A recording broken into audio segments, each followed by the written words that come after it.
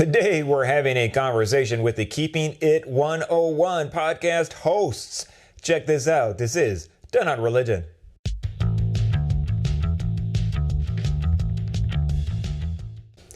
Hey peeps, it's Dr. B with TenOnReligion.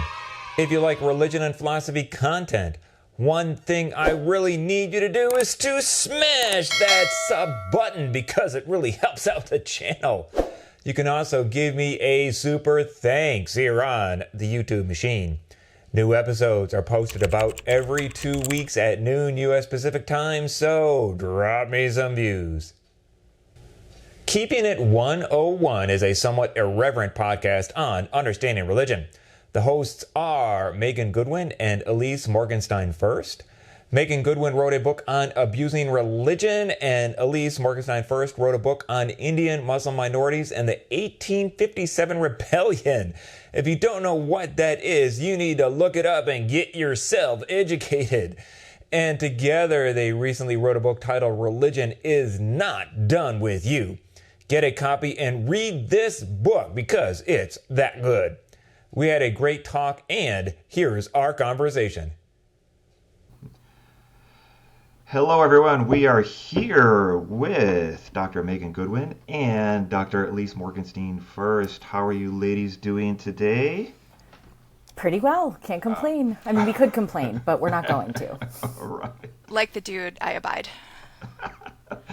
We are going to be talking with these Keeping It 101 podcast hosts here today. And our plan today is we're going to start with a quick question for each of them on their own research, and then we're going to get into how they met and the podcast and all of that. So we're going to be getting into the whole idea of religion today. So we're going to start with Megan, and Megan wrote a book, which I have here again, called Abusing Religion a while ago.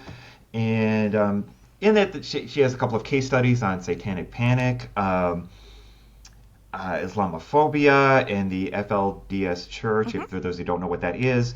And so regarding all of these cultural issues, what is the main takeaway that we can learn about religion from these examples? Damn, not a comps question before lunch, Mark. Okay. The main argument of the book is that religion doesn't cause abuse, and that we tend to pay more attention to abuse in these fringe communities because it lets us pretend that abuse is rare, that it is something that only monsters do, that it's perpetrated by religio-racial outsiders. And the truth is that abuse happens every single place that we let it happen, which is to say abuse happens everywhere. So the argument of the book isn't, okay, we shouldn't care about abuse when it happens in marginal communities. Obviously, we should always care about abuse. We should always intervene when we can to make sure that people are safe. But the way that we intervene, particularly in these marginal religious communities, is so out of proportion to the size of the community and also, frankly, to the proportion of abuse that's happening in those communities. So the larger zoom out point is looking at the way that we use kind of the specter of sexual abuse happening in these marginal religious communities to explain to Americans why they should be suspicious of religious outsiders, particularly racialized religious outsiders, and kind of as a cautionary tale to see what happens when you let religion be too free, right?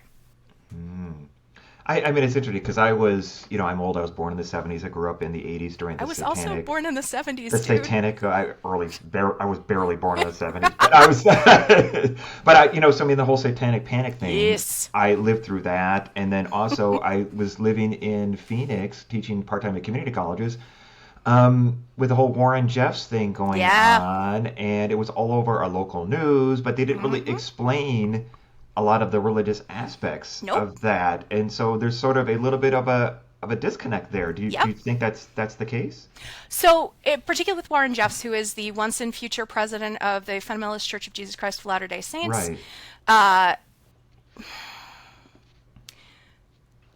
One of the most frustrating things about that case, and there are many, and it was horrendous, and I am absolutely an abolitionist, and whilst we have jails, Warren Jeffs should be under one, just to get that straight from the jump. Okay.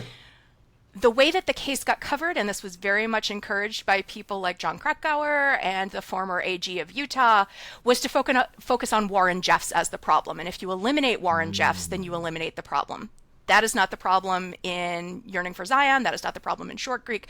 That's not the problem in any community. One person can't be the whole problem. The reason Warren Jeffs was able to do such horrendous things to his community for so long was because there were community members that were complicit, that let it happen. Right.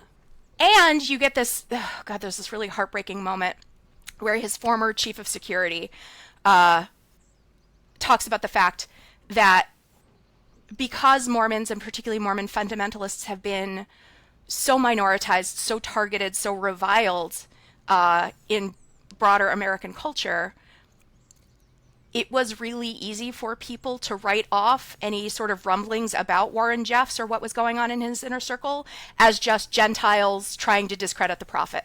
They're just trying to break us and destroy our way of life. And that made it easier to cover up abuses for, honestly, decades. It's really horrifying. Wow. Yeah. That's crazy. So I do want to get to Ilyse, because she's done a lot of interesting work. Sure has.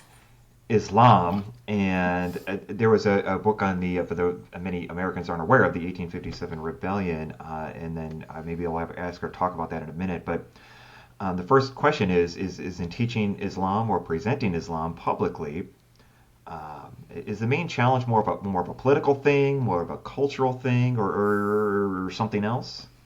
Yeah, it's a great question, and I would trouble the question, right? Like, separating culture from politics and politics from culture just doesn't work, especially when we're talking about a racialized religion like Islam. Because as we talk about in Religion Is Not Done With You, one of my favorite gags about Islam in the last 25 years has been Egyptian-American comedian Ahmed Ahmed. Ahmed Ahmed looks like an Egyptian-American, if you can imagine that, and I'm asking you to play along with my racialization. Okay. Sounds like a Muslim, right? Ahmed is a stereotypically Muslim name because it is one of the names of Muhammad. But Ahmed doesn't identify as Muslim. Ahmed was born to Muslim parents but doesn't identify as Muslim. But when Ahmed goes to the airport, you better believe that he is treated like a Muslim. So I think that when we talk about Islam in public, people really want me to talk about, like, well, what does the religion say? And then I'll say stuff like, well, you know, Islam, unless it's the name of some dude. And some dudes are named Islam, but unless it's the name of some dude, Islam doesn't have arms or legs or mouths, and so it can't do anything. But I think people want to know, like, what does the religion say versus what does culture say? And in these kinds of really imbricated cultures, it's just not possible to separate that. It's not possible in any culture, but it's especially not possible in cultures where you have a global religion that takes root locally and then starts to look local. So Muslims practicing in Turkey look slightly different than Muslims practicing in India, and they look different than Muslims practicing in Malaysia. So for me, the issue is actually communicating with my audiences that just because the Quran says X, how that plays out amongst Muslims in their real life is contingent upon all sorts of things, including where they live, when they live, what languages they speak, and who their interlocutors are, right? So, like, I work in South Asia. Quite a lot of Muslims in South Asia have elements of their practice that look and sound South Asian. Like, it looks maybe what we might consider a little bit Hindu or a little bit Indian or a little bit different than what we would see in a Black American Muslim community. And that makes sense because people grow where they are planted. Yeah, in fact, that reminds me, in the early 2000s when those 5 guys were taken off the plane, the Delta flight from Minneapolis to Phoenix. They were coming. I was working in Phoenix at the time, and they covered the story on CNN. I was in the break room with these couple of other coworkers, and they're like, when they showed their faces on CNN, they're like, I know that guy. He teaches Arabic here at our college. And so it was like, and they just take these guys off of this plane, and they interview them, and they said, we don't know why they canceled our tickets or whatever, our return tickets. And they asked them, and then the report asked them, why are you here? We're here for a conference on religious tolerance. It's just like, wait, what?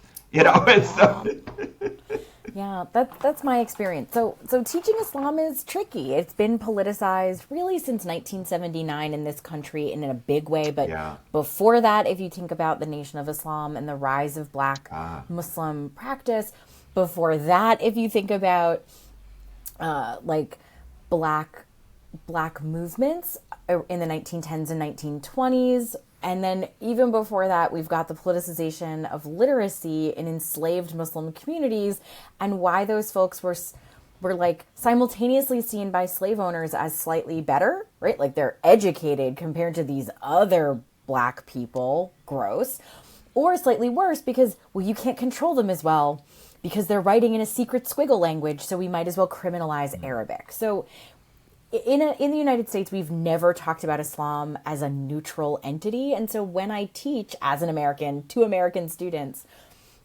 we're fighting against really 400 years of politicized religion. And so asking scholars of Islam or asking practitioners of Islam, Muslims themselves, to like depoliticize their religion, it's not possible in this continent, at this moment, in this place that we've like grown such vitriolic hatred for it. Yeah, it's sad because when I was teaching for a while full time in Atlanta at a community college, it was a very multi-ethnic area, and I had students over the course of those 7 years from like 100 different countries. I mean, all over the place. And whenever we got students from Iran, they would never identify.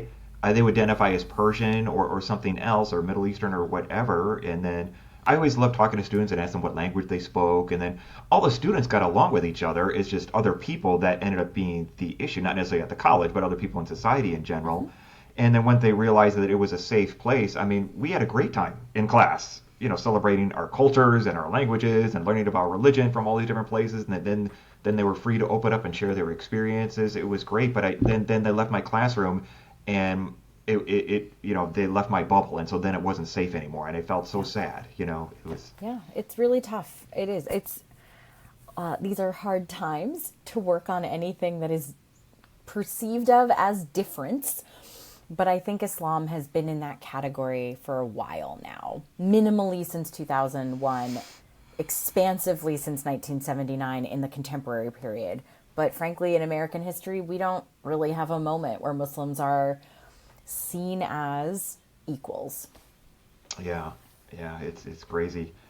I don't know if you're probably familiar with the film Good Will Hunting, where Will is in the bar and he's arguing with somebody about history, and he refers to Howard Zinn, this historian who wrote this book of People's History of the United States. I recently got that book from the library and read it and realized how great of a history book that is. That was so different from the history that I got in school growing up, and I'm like, now I just got the point in the movie after I read that book, and so it was just like, it was I use great. that one in class. It's great. Yeah. Oh, you do? Oh, that's great. That's great. Yeah, it's also got a really robust collection of primary sources available online for free if folks want to do some research. Nice. So how did the two of you meet? I mean, you answered this question many times, but give us your take on it. Picture it. It's 2007. Chapel Hill, North Carolina. It's Chapel Hill, North Carolina. There is a beautiful floor. And I, a graduate student, admitted and having to do interviews at UNC Chapel Hill, am welcomed to this beautiful floor by first-year graduate student Megan P. Goodwin. Wow. And I slept on that floor. And we have been besties ever since, really. I mean, like, it was kind of like an instant click. And then it took a while, we took a year to get to know each other, but like, it was an instant, I'm coming to this school because if these are the thinkers that I will get to play with, then I want to be here. So Megan had started the year before me at UNC Chapel Hill. I was a visiting student. I really did sleep on her floor. That's not just a gag. And then I matriculated at UNC the next year. So you were a year ahead of me. I was the year entering the year behind you. The only time I was a year ahead of you. Yeah. Ilyse left us all. She was like, great, I know what I need to do. I got all the things done. I'm done. Bam. Job. I am our order Muppet. And so but that's how we met. We met really like through chance and random assignment, and also one of those great moments where I felt like, oh, this is where I'm supposed to be. Like the folks I'm talking with, the projects I want to do, all of that felt like, yep, this is where I'm supposed to be, all because of a floor. A really beautiful So floor. gorgeous. In the apartment I was sharing with 3 pharmacy students at the time. Yeah, like strangers. You're like, I don't really know them. And I was like, I'm just in their common room on the floor. In retrospect, I'm not 100% sure I even asked them if that was cool. I think I may have just made that happen. Anyway, sorry to those pharmacists. And Whose names we never knew. One was named Megan. I remember her. And we have been, it's basically family ever since. So we've been thinking together for almost 20 years, which is wild, but awesome. So how did the Keeping It 101 podcast come about? Well, the original idea was we had been flirting with the notion of starting a podcast, largely because Ilyse is a rabid podcast listener. She's got noise in her ears all day, every day. And I had become low-key obsessed with this podcast called Witch Please, which was 2 lady scholars in Canada providing like a really smart, really funny, really irreverent gloss on Harry Potter back when I still wanted to know anything about that universe. So Hannah McGregor in particular was really emphatic about the need for more women in podcasting, and I got excited in a feminism way. Ilyse was this right after you got tenure? Or right before? 2000? Just after I got tenure. Because I got tenure in July of 2019, and then we literally started planning the podcast right after. We did. So Ilyse had this whole moment of, I have more responsibilities, but also I'm thinking about what my career should look like and how do we bring more joy and more collaboration into that trajectory. And frankly, my ADHD brain got excited about the excuse to learn some new technologies and play around with stuff that I wouldn't have an excuse to play around with otherwise. And call it work. So we thought we knew we wanted to do a podcast. The original pitch was helping white folks think through the challenge of white supremacy. I really wanted to call it Tea and Crackers because you're telling white people the truth about themselves. But Ilyse very, very correctly pointed out that is hard to fundraise for. So that is not an award-winning, grant-funded podcast title. That is not disqualifying at the jump. It is. A good joke, not always a good plan. Which is something I'm still working on internalizing. But so we played around with a bunch of different concepts, but ultimately we wanted to put something together that would be useful in our own work, that we could do without a whole lot of prep, and that seemed fun to talk about together. So we thought, all right, we have some really basic topics we talk about every single class we teach. What if we record a couple podcasts that will just cover, what is religion? What does it mean to be religious? Why is it important to think about practice as opposed to belief? Why there are no such things as apolitical religions, and why you need to care about religion even if you're not religious yourself. So the plan had been 5 episodes. We'd use them in our classes. Maybe we would have some friends who would also use them in their classes.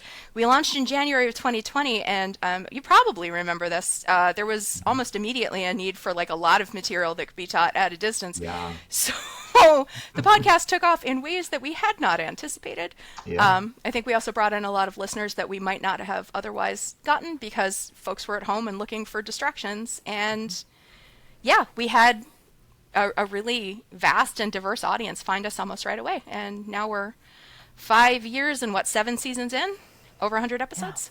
Yeah, 5.5 years, 7 seasons, and a book. And a book, grant-funded, award-winning. Yeah, we'll get to that in a minute. But I remember, listening to it in your first season, and that was when I was designing and starting my TenOnReligion channel as well. And I'm like, these ladies are great, but the irreverence that you exude and so on and so forth, is that by design? Is that part of your natural personalities? Oh, it's involuntary. I mean, Ilyse makes deliberate choices about things. I'm just like this. Okay. Megan we're comedic people. I think when I was in college, I wanted to, I needed a job, right? I don't come from money. I needed a job. And my top 3 jobs were to be a professor, to be a comedy writer, or I guess to be another Jewish lawyer from New Jersey, because Nice. that path is available to me, right? Nice. Like I know people on that path. But I think for me and Megan, you're being you, which is like a little bit self-deprecating, but I want to name actually that both of us teach and research things that are absolutely heartbreaking. Okay. And devastating, right? Like I locate a lot of my work in hate studies. Like that's not light. We're not like watching comedy and then writing about it. And Megan works on like sexual abuse. So between the two of us, we work on really stone cold bummer things. Yeah. And both of us have developed pedagogical styles so that students stay with us, stay in our class, and don't, develop tremendous eating disorders as a stress response. So our comedy chops are really, they are what we've developed over 20 years of teaching in college classrooms so that we can talk about things that actually should make you cry. Yeah. And I say in my class, like I start class with like, I come from a long line of Jews who believe that you laugh because you shouldn't cry all the time. And I think I'm vaguely funny. So like my classroom is a captive audience. Like they have to laugh. Their grade depends on it a little bit. And then, but you develop that, right? Like all type 5s are just practice. And so what we developed was, and from the jump, it was, this has to be funny because ultimately we are white identifying women who talk about white supremacy, and we are religious people who talk about Christian domination. And that does not go down if your tone is, you're wrong, I'm right. You don't know, I know. That tone goes down a treat if you can, or that information goes down a treat if you can say, look, this is bananas, and we're going to make some silly jokes about it because we also were not taught the Zinn version of American history. We also were not taught X, Y, and Z. And we do not expect our audience to have been taught that either. That is our job here, but it's got to be interjoinable. It's got to be entertaining and enjoyable, not interjoinable, which is the I word like I it. just made It was up really eloquent. right now. Nice. It was really eloquent.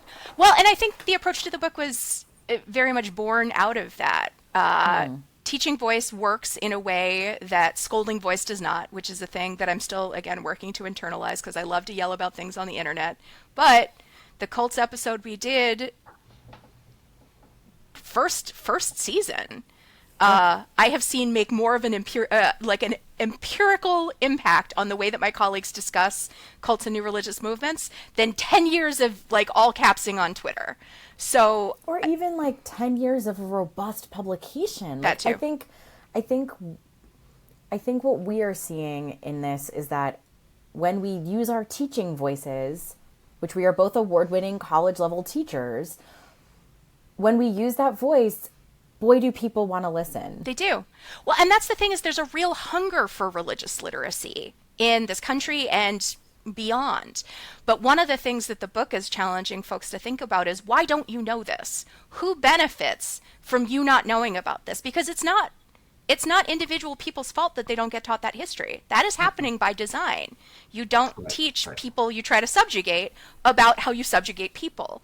So challenging folks, again, even those who are not religious themselves, to think about where is religion work in the world? How does us ignoring religion or pretending it's private or pretending it's no big deal allow folks whose religion is winning to keep winning? So for my viewers, Megan's talking about a book, Religion is Not Done With You. I have my little sticker that I got that I can't take off because I got it from another library. But so tell us a little bit about this book, how you decided to do it, how you planned and came about writing it. Well, some of it was that like we give a lot of talks like this. So we talk to people all the time. We had given one, and a publisher from Beacon was like, we should talk. This is a book project. And so we were like, cool, we write books. Yeah. We think in books. This is a great way for us to translate this project. Yeah. Also, I'll be completely honest, like I'm a person in a tenure track position. And so writing books was a way to both validate the work I was doing, but also a way to make sure that for me, podcasts are ephemeral, right? So like eventually this will have to stop. Eventually we will shut the doors on keeping it 101. Not our working relationship or our like Yeah, try to get rid of me, please. our brain mind melds. But unless we're hosting that website, unless a university is willing to put that in their archives, it can go away, right? Like the beauty of digital media is we all can participate.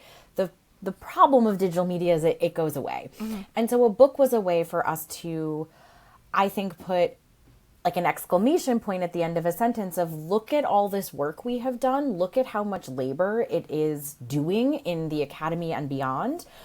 And it also gives us a way to speak to a different audience. I love podcasts. Megan doesn't really, right? And so folks that don't love podcasts are not listening to this podcast, which we think is doing really important social justice and academic work. So we wanted to do it, and we had the opportunity to do it, and then I'll let Megan take it from there. Yeah, that's fair.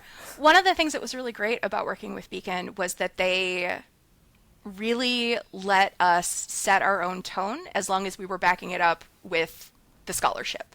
So there are nonsense jokes in there that I still can't believe that we got in print that I'm delighted to have there, both because I feel like I got away with something and I'm petty enough to enjoy that, but also, as Ilyse says, the work that we're doing, both in the pod and the book, is really depressing and really hard and really challenging in a lot of places.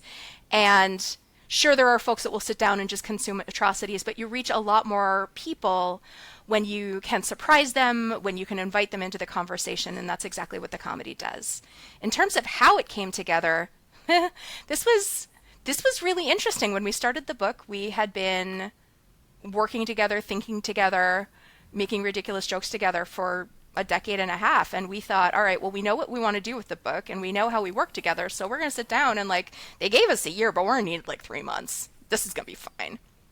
And instead, we realized that writing together is a very different experience than podcasting together. And I think one of the ways that Ilyse puts this that always makes the most sense to me is she has done I'm going to say a solid 92% of the writing for our scripts. I have done a couple here and there, but usually she does a fairly beefy outline or scripts the entire thing. I go through, maybe add my 2 cents. I'll tweak things in real time. Mm-hmm.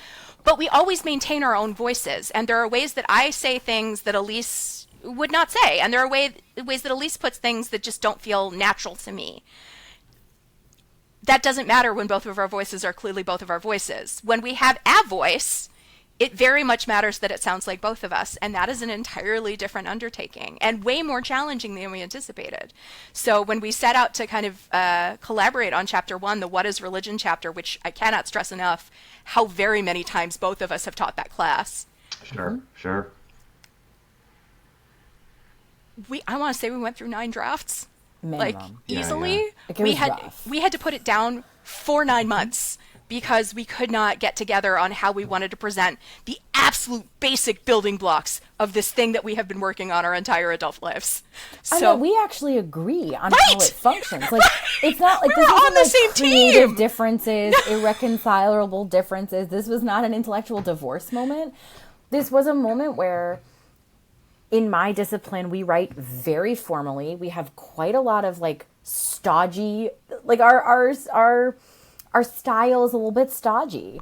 And Megan both doesn't care about that and doesn't come from a discipline that rewards that. And so it sounded like, I was like, I don't, it's one thing if we talk like this. Right. It's another for us to write like this because I don't know. And really that piece of it took, like Megan said, 9 months for us to figure out. Yeah. And then we wrote the book in 3 months. We really did. It came together. Oh, I'm sorry. I cut you off. No, but like what we had thought was true, but we didn't anticipate having to negotiate what is our writing style. But once we figured that out, and again, that took the majority of the time that it took to write the book. Figuring out our voice was the hardest piece. Yeah. The data wasn't hard. The expertise wasn't hard. Knowing who would say what and when wasn't hard. But figuring out how to say it, That was rough. Yeah, it was. The thing that kind of really unlocked it for me was once we decided, all right, we're going to stick a pin in chapter 1 because this is a big old mess. And then we knew broad strokes what we wanted the rest of the book to do. So rather than trying to just generate out of nowhere a collective voice, what if Ilyse takes the lead on the stuff that she's the strongest on and I take the lead on the stuff I'm strongest on? And then truly we went through line by line in real time and said, all right, how does this read? Does this feel both weighty enough to be taken seriously and engaging enough to make people want to keep reading? So that's the thing. I'm not in the academy anymore. I actually don't care, in ways that are probably both healthy and problematic, what the academy thinks of this. But I do want to make sure that it is correct and that it's engaging. So blending the like rigorousness of Ilyse's background with my joie de vivre. Really, it was rough going there for a minute. Yeah. But one of the reasons I think it was possible is because we have known each other and loved each other and trusted each other for so long. We could have the hard conversations of like, oh, girl, you know I respect you, and also I don't want to do it like that. And have that really be about the work and not about our relationship to one another or how much we cared about one another. And I honestly was so delighted once we got through that stuff of how natural it felt and how really joyful it was to pull it together. And we finished the book in Edinburgh, actually, because Ilyse was on a Fulbright. So we got to spend a couple days running around the city and just being really happy that we had done this thing that I think we both felt really good about. I mean, the presentation is excellent, and I think that people who listen to your podcast and then read the book, they can completely see how your personalities come out in both forms of media. But then again, like you say, some people may have never listened to a single episode of your podcast, and then read the book, and they're like, "Wow, who are these ladies? You know, what is this all?" And maybe they go to the podcast after. I don't know. But I mean, but of course, your writing style is very engaging. It's very similar to your podcast style. So I think it would be a really good starting point for a lot of people who are trying to understand religion. Yeah, that was really our hope, was that given how many folks we have encountered out there that want to know more, but don't really have the resources to do it, or think that to learn about religion you have to be involved in a synagogue or a church or what have you. This is meant to reach for folks that are genuinely intellectually curious about this and maybe don't know enough yet to see themselves in the conversation, but hopefully by the end of the book they will. What's your, I sometimes ask religious scholars this just because I'm curious how they answer this question. What's your elevator speech on why religion is important? What do you tell people if you have 2 minutes, or something like that? Oh, I can go. This is easier with an American audience because they're all freaking the fuck out right now. I should have asked if we can curse on the show, but now it's too late. So the 2-minute elevator speech is, even if you're not religious yourself, you need to care about religion because it's shaping the world around us. It shapes our laws, it shapes our schools, it shapes our access to healthcare, at which point they're like, healthcare, what does that have to do with religion? And then I start yelling about Catholic hospitals being your only option in most poor and or rural areas. Other people's beliefs, the beliefs of allegedly celibate Catholic white men, are setting up what kind of healthcare you can receive regardless of what your body needs. And by that point, they're all fired up, and I don't actually have to do a whole lot more pitching after that. But if you need it, I always have more repro facts. I am happy to talk about what happens when you try to do religion too differently. But the underlining thing is, if we are going to invest in this idea that is America, we said we were invested in religious freedom. We said we were invested in individual liberty. Why doesn't that line up with how we live in our country and in our world? Okay. Yeah, and for me, it's all of those things, but it's also, we're really good at saying religion starts wars. We're really good at that. We're less good at understanding why, and we're way less good at understanding that religion also is part of almost every single social global justice advocacy movement, period. There is nothing that is always true in all places at all times. But one of our real truisms is that religion is always part of social justice advocacy, period. And so for me, when folks feel animosity towards having to deal with religion, my sense is like, cool, then do you want to delete those civil rights movements or the labor movement or the movement for kids' rights or the movement for women's rights? Like, because you can't subtract religion from those movements, even if we don't like how that makes us feel. Yeah. That doesn't mean that all religion or religious actors are good, because obviously not. I mean, we are living here now under what is essentially Christian fascism. Yes. And so, but like, not understanding that what's going on is Christian right now and making it about like the politics is, for me, another one of these like 2-minute hooks where I'm like, cool, if you read the news, you actually should know more about religion than you think. And to Megan's point, one of the questions I often ask people is, who wins when you don't know? Yep. What does that allow? What abuses does that cover? You know, like my kids are off for today because it's Eid, and that's great. I am thrilled that our local communities have finally, this is the first year we've gotten off for Eid, which is the first time the districts have ever recognized a non-Christian holiday, because even Jewish holidays were new to the calendar this year, okay? And when people complain, and I've heard moms on the mom lists complaining that this is another day that doesn't benefit everybody, that has to be another day you find childcare. And I hear that. I hear the ways that we do not respect people with children in a work environment. But they don't know that the thing they're doing is racism. Because the idea that it's an imposition to be off on Eid but not on Christmas is a white supremacy, period. Yeah. And a white Christian supremacy. A white Christian supremacy, explicitly. Right. Like you want to give them Kati Joshi's book on white Christian America. We something. definitely Totally. do. We Yeah, definitely she's great. do. Right, that's She's a great fabulous. book. So, I mean, like after the election, I did a short TikTok starting with Brown versus Board of Education in 1954, and then explaining briefly that transition to segregation transitioned into the abortion thing in the 1970s. And then I got all these comments of people like, we never knew that. I'm just like, okay, just Google the Heritage Foundation, and then you'll learn a lot more about American history than you ever want to know, right? You know, so I mean, it's just pretty crazy. So how do you assess the effectiveness of all these public efforts in understanding religion? You know, like a lot of people don't know the academic field of religion is even a thing. You know, how do you assess how well all these efforts are working? That's a really great question. I'm of two minds. The first is, I'm an academic. I run a center. I trade in metrics all the time. Sure. And so I believe in them. And they are completely made up. So I don't put that much stock in them. One of the ways that we think about whether our work is impactful is downloads. Like, we have a ton of downloads. We have a bunch of book sales. Yeah. So, like, that's out there. I think the other thing for me is that I am a drop in the bucket activist. I'm also a drop in a bucket academic. And what I mean by that is every little thing we contribute might be one drop in a bucket of water, but if it's not there, the bucket is less full. And so I'm less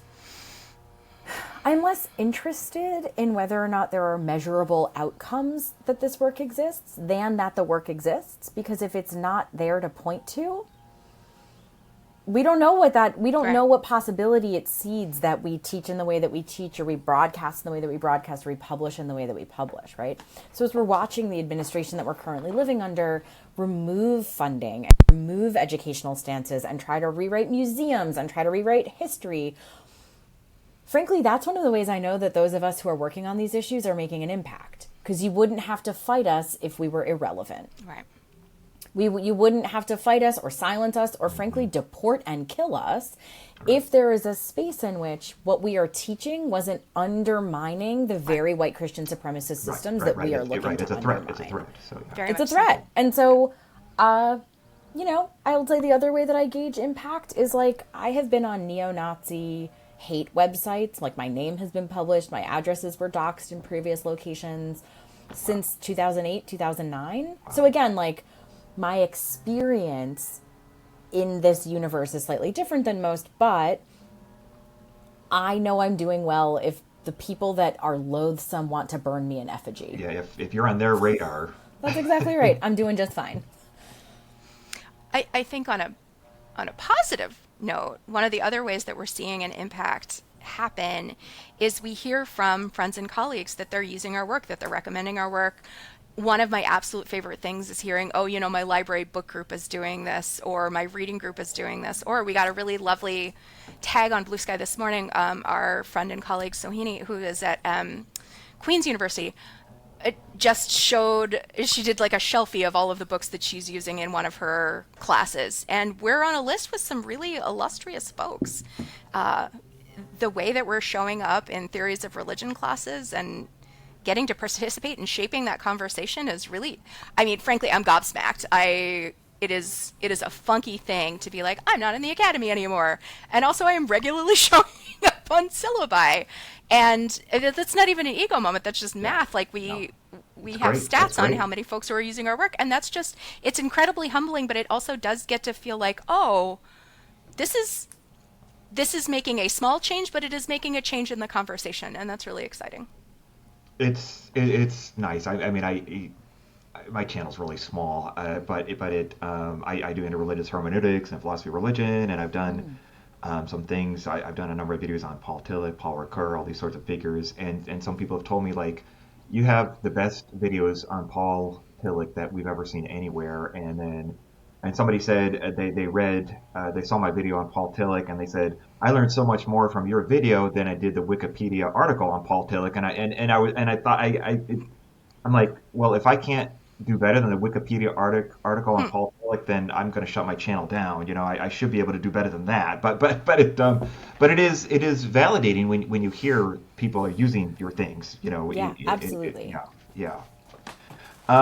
So tell us what you're working on right now, or things that are going on either now or the near future.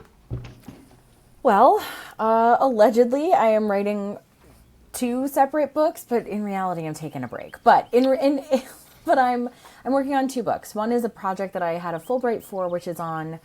It's called Imperial Pandemics, and it is about the viral nature of spreading, specifically hatred located in anti-Jewish and anti-Muslim rhetoric. So when Semite meant both communities, and how that early history spread like wildfire through imperial regimes that we still live with. So that's one book. The second book I'm working on is more in line with the series we did this year on Keeping It 101 on adoption, and that we have a piece out with The Revealer about on religion, white supremacy, and adoption, particularly in the United States. As an adoptee, it's something I think about all the time, but also as we're seeing the threats to birthright citizenship, that is threatening to many more communities for many more reasons, but it is actually deeply threatening to adoptees because none of us have original birth certificates. And so if the SAFE Act for voting passes, I know it's meant to disenfranchise women in a real way, but like it also specifically disenfranchises me twice because I don't have access. I'm not allowed to have my original documentation because of the way the state intervenes in adoptees' lives. So I'm thinking about those 2 projects, Imperial Pandemics and Religion and Adoption, with a title that's to be determined. Yeah, like you say, no heavy topics at all that you deal with, right? Again, I am a stone cold bummer. My work is a stone cold bummer with a dash of humor. That's the best you can get from me. I'm not everyone's cup of tea. You have to do something to keep your sanity. So, Megan, what are you working on? I also want to point out that Ilyse is also running the Humanities Center at UVM. So when she says she's taking a break, be skeptical. Yeah. I am, doing a bunch of public comms work for humanities and religion projects. So half of my stuff is building websites and doing brand and comms consulting for public humanities projects. So I work with the Crossroads Project at Princeton, which is amazing. I did some very cool stuff with the Shared Sacred Sites project. And yeah, I'm just about to bump back into Crossroads again.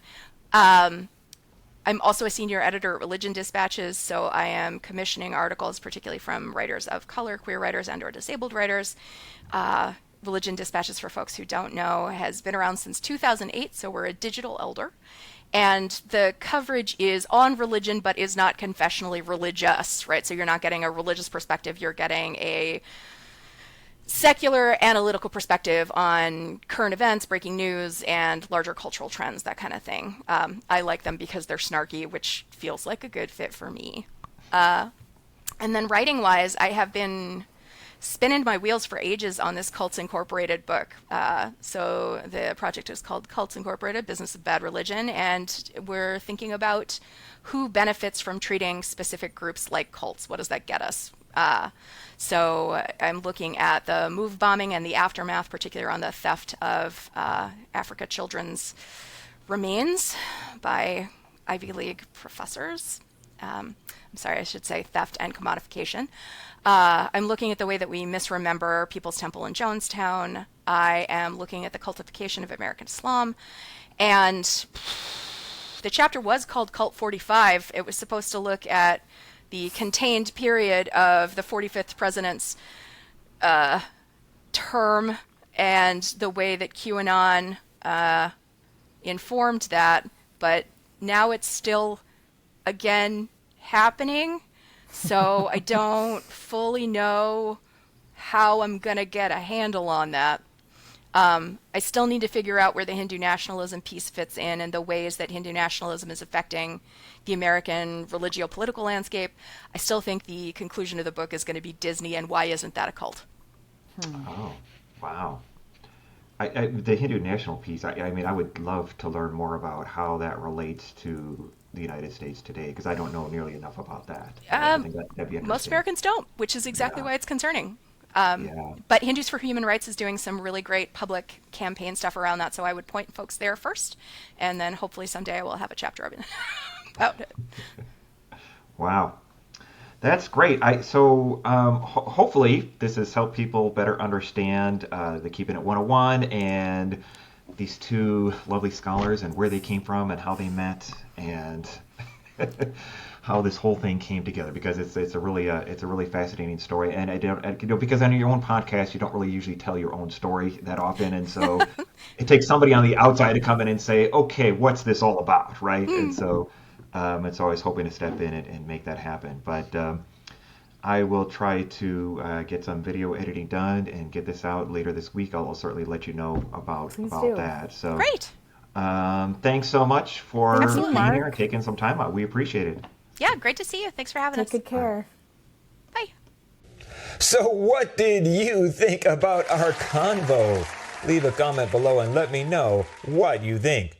Until next time, stay curious. If you enjoyed this, support the channel in the link below. Give me a super thanks. Also, please like and share this video and subscribe to this channel.